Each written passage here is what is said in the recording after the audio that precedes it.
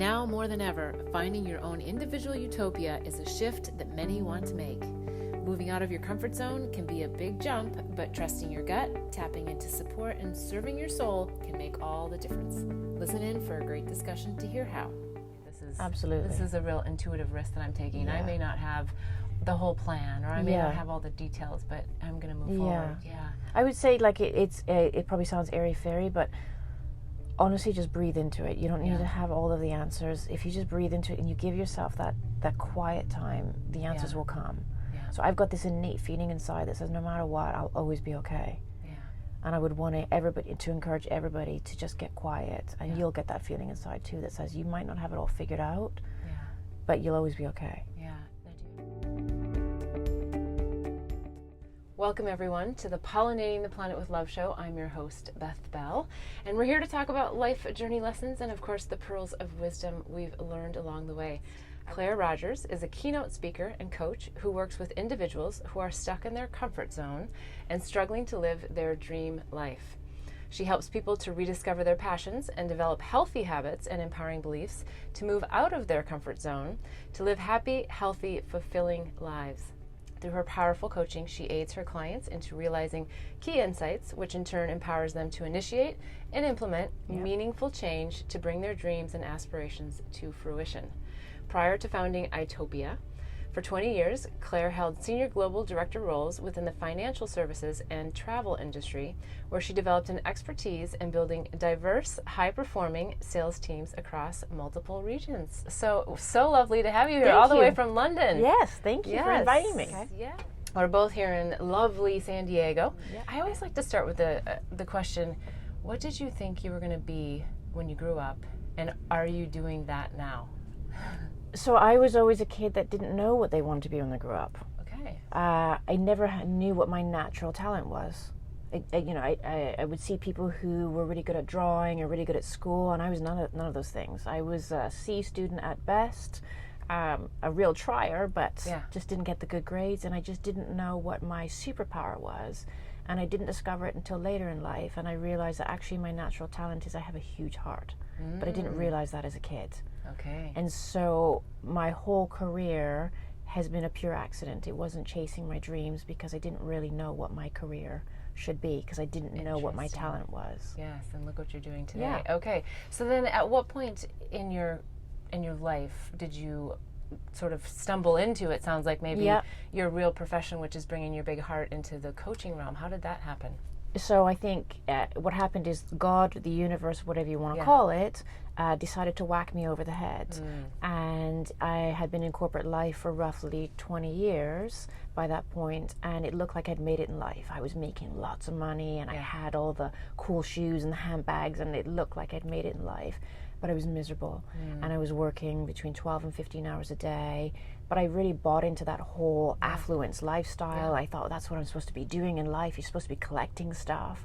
But I was miserable inside. I felt like my soul was slowly dying, but I ignored it. I used to be in conference rooms meetings and thinking to myself, there's got to be more to life than talking about money and stuff. And thinking that I felt like an imposter in the room because I didn't belong there. I wanted to talk about what's going on in your real life rather than money. But I kept ignoring that little voice that said I was miserable. And so God, the universe, whatever you want to call it, whacked me over the head. And one day I found myself curled up on my bathroom floor, paralyzed from panic attacks. And I had that for 18 months. Wow. I was constantly having panic attacks, and I hit really bad depression because I was fearful of the panic attacks, and I never knew when they were coming. But I lived like that for 18 months, and I now look back and go, that was the best thing that ever happened to me, because I think I got sick because my soul got sick, because I wasn't listening to my heart. Yeah, and that's an interesting way to frame that. I like that your soul, of course your soul didn't really get sick, but you know, it was screaming to be heard. And so I find that a lot of my guests are either on the bathroom floor or the living room floor, or can't get out of bed, you know. And it's always just amazing that we have to go to that place of getting hit over the head. Now everything's happened divinely for you, but if you were to change anything and sort of rewind, is there anything that you would do differently?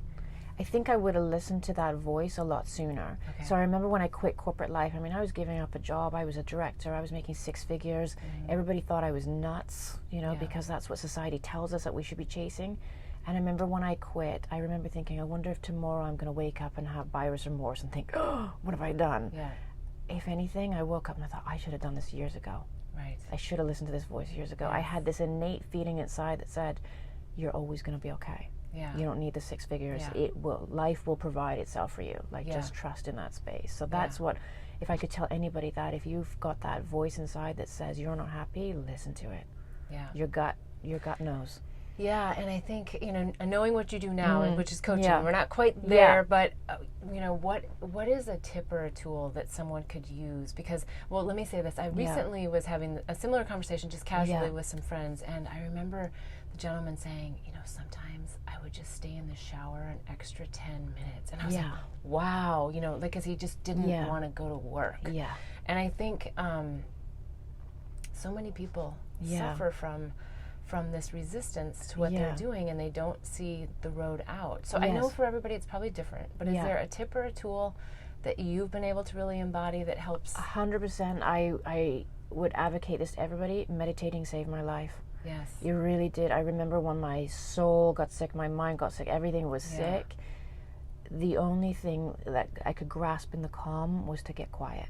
Yeah. And I had gone from, I'm a type A personality, or I'm a recovering type A personality, so I was used to going 100 miles an hour. So I remember that was really hard at first to try and get quiet. Yeah. Just 2 minutes was hard. Yeah.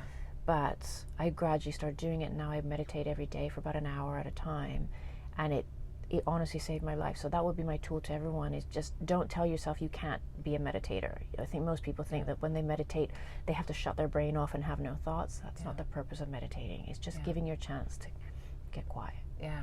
Well, and you may not know that much about my story, but it's similar in the sense of, you know, being in the corporate world. Yeah. And I just couldn't meditate. Like, I tried, and I knew I should, and it was so hard because all I could think about is all the things I had to do that day. And then you judge yourself because you think you're not doing it right. Exactly. And then you're like, that was a complete waste of time. Yeah. So what the universe did is gave me flowers to photograph. Oh, awesome. Yeah. And I just fell into this incredibly meditative state. Looking back now, like, I didn't know it then, right? And it really was able to calm me. So, you know, I think that's kind of the other thing for people to do, is to find what is it that makes you happy, you know, and just do that sometimes to get you into that more calm state. Absolutely. Like, what makes I always say, like, what makes your heart shine, your soul shine? What is it when time passes and you don't realize that the time has passed? What are you doing in that stage? And then try and do more of it.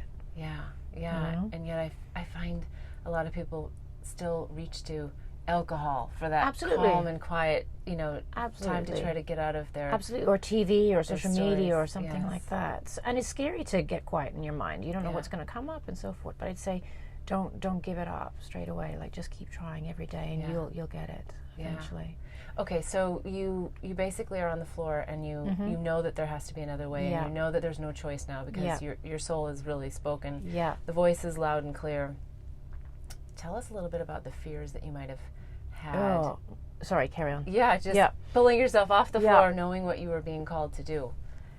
And my biggest fears was, so I realized, I thought, I have to figure out why these things even happened in the first place, right? It can't just be about me working hard. Right. I must have brought something else to the table. And I remember telling my mother about these panic attacks, and she said, you know, just give your body a chance to heal, but don't turn this into a project, Claire, because she knows what I'm like. I am a type A by nature. I want to research everything. I want knowledge. Yeah.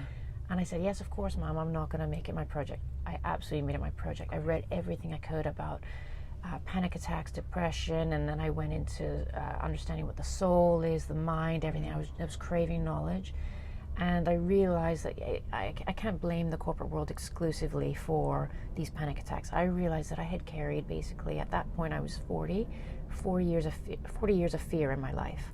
So I was working on the fears, and I had fear of not being good enough, fear of judgment. I had imposter syndrome, where I was the one in the boardroom thinking, I shouldn't be here, you know. Yeah. Everybody else has got an MBA and I've just got a bachelor's and so forth. So I realized that those were the fears that I had to overcome in order to get out of the corporate world and so forth. Now, recommend that people stay in the corporate world and find ways to shift their energy? If they're passionate, if they want to be in that corporate world, if they're genuinely really excited about figures and numbers and what they're selling, awesome, go for it. But if you're doing it because of default, because it's a good job and it's good money, or you're doing it as a default because that's what you think you should be doing, because that's what we're sold in society. We're sold in the society you should be making lots of money and buying lots of stuff and so forth. I don't think that's the meaning of life. And so I think eventually people will get sick if they're not doing what they want. So I'd say if they've got a passion for whatever it is they're doing, awesome. But if they don't feel passionate. And so let's jump back into where we were with that and the guidance that you would give to people about jumping, not jumping, and when is the right time, and is there a right time? I don't think there's ever a right time. I think, in fact, I've got a couple of clients recently that have just jumped ship. They don't know what they want to be when they grow up, and they feel it's the greatest thing they've done. I think what you have to do is give yourself that time and space to actually think about, what do you want to be when you grow up? There's never a right time to change careers, and you can keep telling yourself, well, I'll do it in 2 years, I'll do it in 5 years, I'll do it when the mortgage is paid off, I'll do it when the kids finish school, I'll do it when the kids finish college. But I think the problem is that we're all operating on the assumption that we've all got this infinite amount of time left. But there's no guarantees. So wouldn't that be awful if you continue to do something you don't have a passion for, and then, God forbid, life takes over and something happens? You've missed it. I think that sentiment is so key for people. And I think where a lot of people get caught up is that they have created a lifestyle that they want to maintain. And that means a big mortgage oftentimes. That means a big car payment. That means, clothes, shoes, shopping. And so people aren't necessarily in a position where they can stop all of these things to sort of make that big jump. So is there any advice that you typically give for the transition period? Absolutely. I would say so. I mean, in practical terms, ask yourself, what can you live without? So when I left corporate life, I remember saying to my husband, I knew it was time to leave, and said, I don't care if I have to go live in a garden shed. I just cannot do this anymore. I don't care if I can never go shopping ever again. And I remember he was quite profound. He said to me, well, what could you live without? And I was like, you know what, I could live without it all. The only thing I'm going to have a challenge with is if you say, Claire, you can never buy books again and you can't travel again. I was like, you know what, I can join a library if I need to, and I'll travel in the back of the bus if I need to. You know, there is a way for it to work. So I would say, ask yourself, what can you give up? What do you truly need? Do you need the shoes, the handbags, whatever it is? Do you need the huge house? Or are you doing it to keep up with the Joneses? And then I would say as well, you don't have to do a big bang approach. You don't have to jump straight away. What I say to my clients is, try and do something every day to make your heart sing, because that will empower you to feel that you're not stuck. I like that, because I think that if we don't do those transitionary steps, we're going to get hit over the head, right? There's going to be an accident, a health crisis, a divorce, something that comes that's unexpected that sort of makes us do the crumble so that we can rebuild our life. Exactly. And I want to say to everybody, don't be like me. Don't wait until you have the panic attacks on the bathroom floor. If that little voice is saying to you you're not happy, don't wait for the big thing to happen. Don't wait for the stroke, the heart attack, whatever it is. Listen to the voice. If you get that feeling inside that you're not happy, do something about it now. Now, we started talking about the fear of actually leaving, and for you it was undeniable that you needed to at that point. But how did you really work through that part of it? I mean, it sounds like you and your husband sat down, you had a heart-to-heart, you said, what changes can we make in our lifestyle so that we can make this happen? But then how do you work through the fear of actually going in and saying, I'm leaving, or whatever the words are? So I'll be honest with you, what the whole trigger was? I can't say it was like one thing that happened to me, other than the fact that I remember going on Facebook one day, and I'm not a huge fan of social media, but for some reason I logged on, and there was a message from a high school friend that I hadn't seen in like 20 years, and it was just like a post, and it said, sometimes you just have to be effing brave. And I read that and I thought, okay, Yeah. I'm going to be brave. So I can't say I had actually worked through every fear by that stage. It was literally that one thing, and I was like, well, that's a sign from the universe. Yeah. Yeah. Now, maybe it wasn't a sign from the universe, I don't know, but I took it as a sign, like, I'm going to just do this. Yeah. And then, yes, I did have some fears, and I have had fears a few years ago, thinking, oh my God, when my business was still taking off, and I hadn't built the income up yet, I used to think to myself, it would have been easier if I stayed in corporate life, and should I have done that? Yeah. And then I realized, maybe that's just a test to see if you are really ready for this higher calling. Yeah. Does that make sense? It does. Yes. And I would say as well, what I did to work through fears is I got a good old-fashioned journal and a pen, and I started writing out those fears. Yeah. Where are the fears? What are they coming from? And do I feel worthy and deserving of a different life? And what's coming up? And then I would try and reframe. Okay, this is my fear of not being good enough. Okay, well, what if you were good enough? Yeah. So I'd write the opposite. Yeah. Yeah. That's And such then a gradually, great... if you do that every day, you reprogram your brain to believe it. Yes, I love that. We're going to come back to that because I think you're making a really profound point that's really, really helpful. So we'll take a quick break and we'll be right back. Blossom Bliss products are designed to help empower pure love and purpose in your life.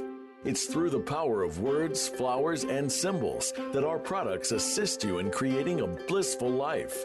The power of words in our mini mantra word bar necklaces assist you in setting and blossoming your personal intentions. The affirmation cards leverage the power of flowers by providing daily inspiration. And the power of symbols in our life journey bracelets are great reminders of the things that bring us peace, joy, and love. Products are made and blessed in Bali with love by Balinese artisans who work with empowered hearts. When you purchase jewelry with a bee charm, we donate to save the bees. Join us in pollinating the planet with love. Go to our website, blossomblissbali.com. Again, that's blossomblissbali.com. Okay, we're back with Claire Rogers, and we were, I think, having a really important conversation about how do we actually make that transition, and how do we do it with ease and grace. So that we don't have to experience the big fall. And what I heard you say is start to write down some of your biggest fears. Because what I also heard is that by doing that, then you can face them head on and work through them so that you're not actually manifesting those big fears. Absolutely. And you're basically, so I would write down my big fear. So I would write down my fears that I'm not good enough. My fears that I am not worthy and deserving of this big fulfilling life, because what I used to do is compare my life to other people's lives who are suffering for whatever reason, and I think, well, who am I to expect a big fulfilling life? So I would say I'm not deserving because other people are more deserving than me, and so I would write that in my journal, and then I'd say, okay, but is that statement true? Is it true that it's not deserving? No, it's not true. And then how can I reframe that to I am worthy and deserving of a big fulfilling life? And I remember writing down one day, it was like this aha moment. I was like, actually, I'm not enlightening anybody by staying small. And I was like, I remember that was kind of a breakthrough on that fear. I was like, okay. And then I started, I got my iPhone and I started recording affirmations. I am worthy and deserving of big fulfilling life. And so forth. And then I think you reprogram your mind. But I would want to say it doesn't happen. You're not going to have that aha moment and fix yourself overnight. It's a journey, and I'm still on it. You know? We all are. Exactly. I think that's really, really important. Once you left, you kind of, it sounds like, did a little bit of a transition period for yourself. How did you step into the coaching realm? Because that's a pretty big jump to go from, you know, this corporate life to then saying, I'm going to help others. And I'm sure there was some fears that probably came in, or a lot of excitement, but some fears around that. So tell us a little bit more about that. It was a fluke. I remember writing in my journal, you know, what's your superpower? And I thought my superpower is my heart. You know, I'm your girl, you can call at 3 a.m. and I'm going to come and get you out of Colombian prison or something. I have a heart. I love people. So I was like, what can I do with this heart of mine? That's my superpower. And it was by pure accident. I was reading the Financial Times, and it said that 1 in every 3 employees suffers from burnout, anxiety, and depression. And I remember my heart stopped because I thought, oh my God, I didn't tell anybody what was going on. I had a big team that worked for me. So if I did the 1 in 3, that could have been my team. Or it could have been the leaders above me who weren't necessarily the nicest of people, but maybe they were suffering themselves, or maybe my clients were going through it. And I thought, I've done a disservice here by not sharing my story. So I became a keynote speaker, and then from there I found that by being really vulnerable on a stage and saying my story for an hour, authenticity resonates. Yeah. And then I was getting coaching clients from there saying, hey, you got yourself out, Claire. How do I get myself out? Yeah. So I went back to school and I studied coaching. And so it was actually purely by accident that I found what I was supposed to do when I grew up. Well, and I might say, I kind of feel like it wasn't exactly by accident, right? Yeah. Because you were sort of priming yourself to get that drop in, to know that this is, and I like the story too, because not everyone needs to know what they want to do when they leave that position. Absolutely. I think they just need to get clear on if this is right for me now, and if it's not, and as you said earlier, it's not about chasing the money, right? No. Because we know that sometimes the richest of rich are still not happy, right? So exactly. It's, and I think also there's a lot of programming and making some general statements about you have to work hard. Yes. Work hard, be humble. Yes. And make money. Yeah. It's the American dream. Yeah. It's not necessarily the American dream, but it's everywhere in the world. We are programmed to, especially in this world, and in my opinion, everybody is, on social media and these reality TV shows. Unfortunately, I think it's selling perfection as well. And I think that's what gets people stuck as well. Yes. They think, well, I got to try and be like those people, but it's not real life. Yeah. Yeah, and I think you also made a really great point about just being your authentic self, right? And figuring out who that authentic self really is, because sometimes we don't know that it's really painting that we love, or it's, something else that brings, and sometimes those things remain a mystery, but also they can be maybe a hobby, right? They don't absolutely. It doesn't have to be a career, right? It might just be that little shift that you need, or it might be a different corporation that you work for. Absolutely. Now, so you do go into corporate environments today and speak to people, and how does that work? Because on one hand, I'm sure the corporation's like, okay, we want you to motivate our people, but don't tell them all to leave. So what does that look like? So all I can say is I think that there is a shift that's happening in this world. So on the one hand, I'm saying, social media and reality TV shows are selling one thing. But then I think there's also a shift taking place in the corporate world. And the reason why I say this is 3 years ago, my very first speech was in front of 575 people. Oh, wow. I mean, why start small, right? right? Right. Let's just go for it, And the people that hired me was one of my former clients. Okay. They're a huge, big consulting company. And I remember thinking, do they know what I talk about? Yeah. But I got on the stage and I share this story that productivity does not help your churn and burn culture does not help productivity. Yeah. So I'm not going in there to slate the corporate world. I'm saying, but I'm giving them tools on how you recognize anxiety and stress with your employees, because a lot of us, I could have deserved an Academy Award for pretending that life was perfect. So I go in and say, look, watch out for your top performers that look like they're doing really well. Right. These are what you should be looking out for. Right. And you need to help them not have mental health as just a tick the box exercise. Yeah. Now, do you think that corporations are actually really embracing this? I mean, I think a lot of HR departments say, we want to have this, and yet I feel like there's also a movement of they're okay with people coming and going. Yeah. Let's see what we can get out of them now. They leave, someone else comes in. Yeah. Everyone's sort of replaceable in a sense. Absolutely, and it's still like that. So I'd say there's a shift. There's some corporates that are realizing that it's costing them money with the churn and burn culture. Yeah. You lose all your top employees, you have to rehire them and so forth. It's expensive. So some get it, but there's others out there, especially in the financial services industry, which was my background. It is churn and burn, and I don't know that just they by are nature. Just by nature, and I think it's so long as you've got a shareholder that's always on your back that wants more and more money, I'm not sure if they are ready to change. So I used to go out and say, I want to change the corporate world. I've now drilled that down to say, actually, no, now I want to empower the individual employees. Yeah. You know? Yeah. Well, let's talk a little bit about intuitive risks, because I think that's something that takes a little bit of practice. Yeah. Sometimes we get thrown into something and we go, I have a hit that I need to do this, but there's also, I think, kind of a skill to making those more intuitive risks. Yeah. Do you have any examples of maybe something that you've had to do in your life where you've had to take a risk that you didn't necessarily have the data to back up, you know? That's a good one. I would actually say my new career was an intuitive risk. Yeah. I didn't know, being a keynote speaker, that was going to pan out. I genuinely didn't know. I started with one speech, and then from there it just kind of snowballed from there. Even as a coach now, it's a risk. Yes. You don't know where to get the ideal clients that actually want to do the work. Every day I feel as though I take 20 steps forward and 10 back. Yeah. Everyone's at a different stage in their life and their process of how they do this, but I just kind of want to recap. I think the writing your fears down, the figuring out what your actual dreams are in life, what makes you happy, and doing more of that, and then when it came time to actually make the big jump, it's not always so planned out. No, I have no plans. It doesn't always have to be. But then I find that a lot of times people make that big jump, and what if the 500 and whatever people, what if that speaking event hadn't gone so well? Yeah.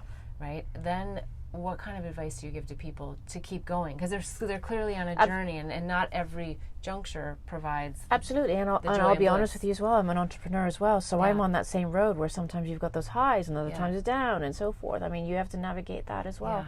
So I would want to say, just because I'm a coach doesn't mean I've got it all figured out and I don't have those same issues as everybody else. Right? I might be I'm on the same road, I just might be a little bit further along, if that makes sense. Well, I think it's the toolbox, right? I mean, you have this huge set of tools that you know how to navigate through these ups and downs, and that's, I think, where it's so important to have a coach when you're doing this kind of jump and transition, because to do it alone, and sometimes your loved ones are too close. I always say that our loved ones are well-meaning enablers. They really are well-meaning. I mean, I remember my parents saying to me, "Are you sure you want to quit that job?" And I remember my dad saying, "Well, what if they upped your salary to $1 million a year?" And I was like, "They could do 10 million. I'm not doing this." They want you to do well, and they might not have necessarily the capacity to even think bigger because maybe those opportunities weren't afforded to them, or maybe they're projecting their own fears on you. Well, definitely, and that's what was coming to mind as you were saying that. It's always a great opportunity to tell family and close friends, because it's what they say, but it's more important, I think, how you feel when they say it, because then it gives you, is this my fear or is this their fear, and how do I feel about this? And sometimes we do the opposite of what they say, and then we know for sure, okay, this is a real intuitive risk that I'm taking. I may not have the whole plan, or I may not have all the details, but I'm going to move forward. I would say, like, it probably sounds airy-fairy, but honestly, just breathe into it. You don't need to have all of the answers. If you just breathe into it and you give yourself that quiet time, the answers will come. So I've got this innate feeling inside that says, no matter what, I'll always be okay. And I would want to encourage everybody to just get quiet, and you'll get that feeling inside too that says you might not have it all figured out, but you'll always be okay. Now, do you have a tip or a tool as to how people can breathe? Because we don't get reassurance of that out in the external world in many places. You know, and I always like to joke and say that, yoga should be done at what we call the DMV here. It's the Department of Motor Vehicle, right? Or in those stressful times, because it's really about breathing, and being present. But it's, easy for us sometimes to say these things, but it's more difficult to implement them in our everyday life. So is there something in particular that you... my biggest thing, and again, I was I was doing all of the things that I shouldn't have been doing, is what I'm saying. So get your headphones out. I'm always amazed when you go into a bar, a restaurant, or on public transport. Everybody's got headphones on. Your brain can't think properly. You're listening to music. Great. Take the headphones out. Turn the TV off. Turn social media off. Have a digital detox. Once a week for a day, and you'll get quiet eventually. And then naturally, when you're at the getting your driver's license renewed or whatever, you will be in that awareness state of just, I kind of say, like, listen to the universe of sounds around you. I know that sounds really kind of crazy, but just listen to the universe around you, and you'll get quiet. Well, I think it's great advice.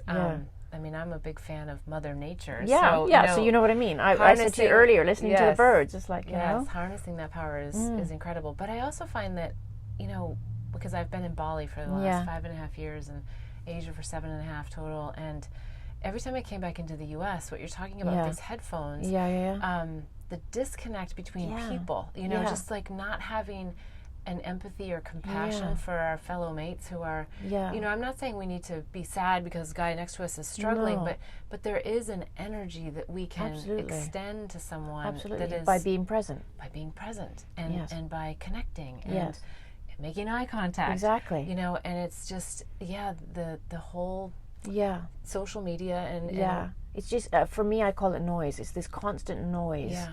And just let's stop the noise, and I think, just be mindfully aware, because I think everybody wants to be seen and heard. Yeah. But how can you be seen and heard when you don't even allow your own voice to be heard and seen because you're listening or you're plugged in? Or well, and pulling yourself back into your body is what I'm hearing you say. Yeah, just really being, everybody present. What does present mean? It means quieting the mind, but also dropping in. Exactly. And we don't do that. And I think if you do that, the answers will come. Yeah. But don't put pressure on yourself that I need to have an answer by Monday.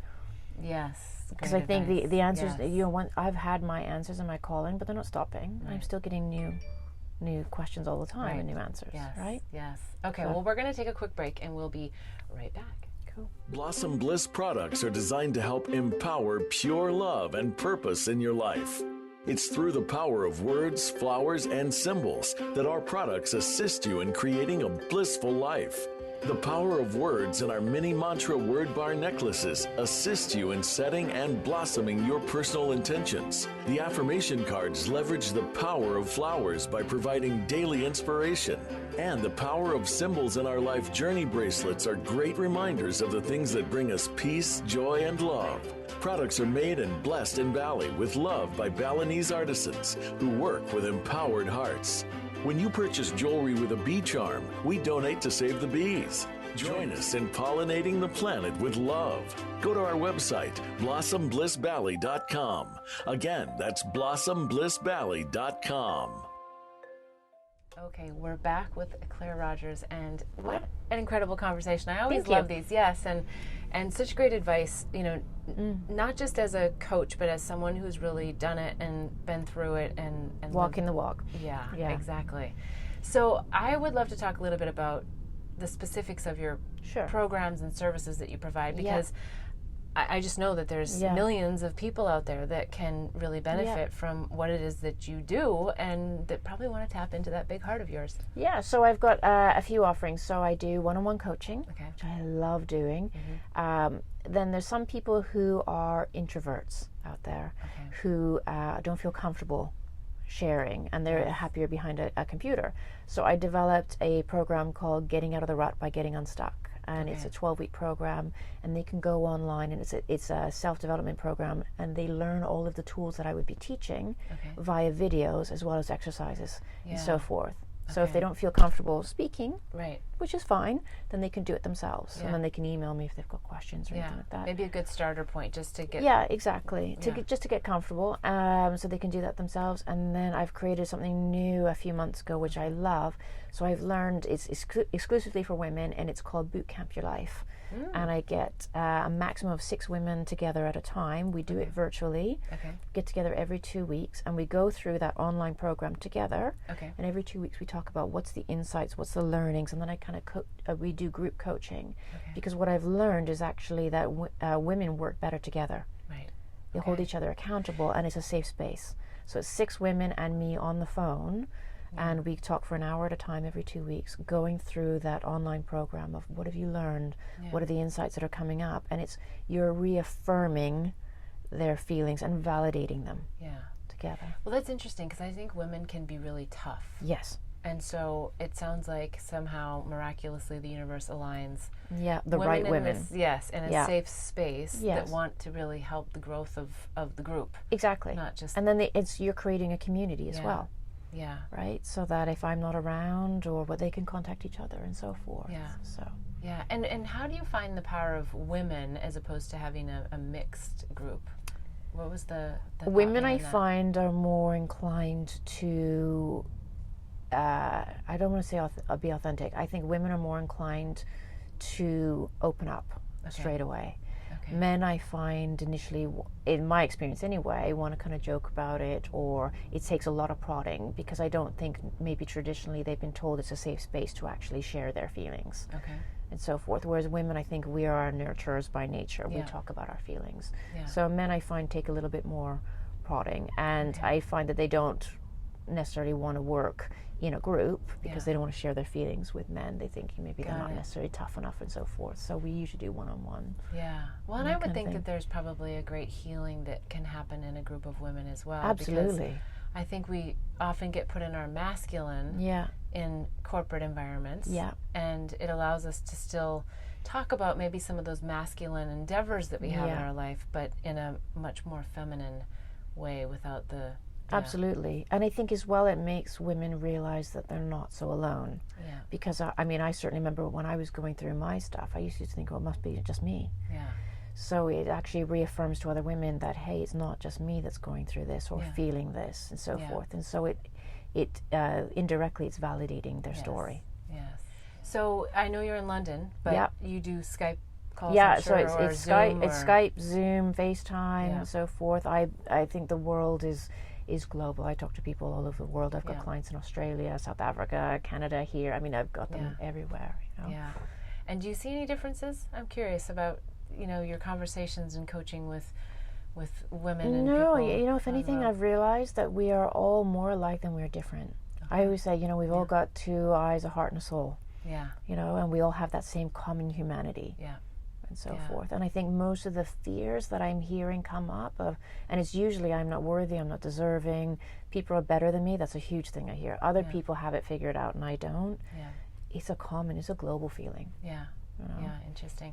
Now, are there any pearls of wisdom that you feel we should share that we haven't already talked about, or any takeaways that we want to just make sure everyone I would say that my pearl of wisdom is, everybody says this is your brain. It's not. It's your gut. Mm-hmm.